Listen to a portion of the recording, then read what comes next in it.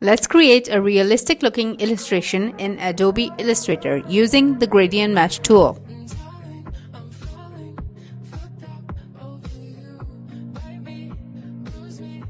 I'm tracing the path of this banana by using the pen tool.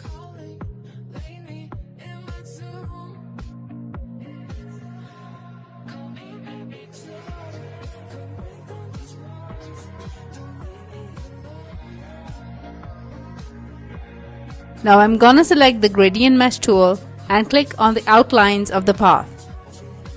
Here it will automatically create 3D sections. Double-clicking on my object, I will use a nice yellow base color.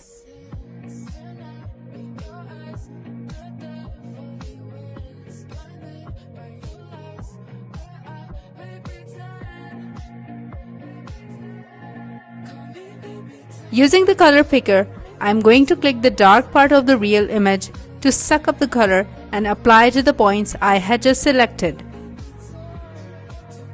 Now, holding down the Shift key again, I'm gonna select all those points where I want to put in a lighter color. Again, with the color picker, I'm going to click on the lightest part of the picture so I can give a highlight to my illustration. Now for the dark spots.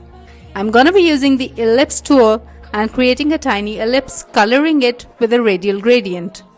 Lighter color on the outside and darker on the inside. Stretch, shrink and rotate according to your liking and copy paste all over the region where you want to place the spots. And there we go. We just created a realistic looking illustration using the gradient mesh tool.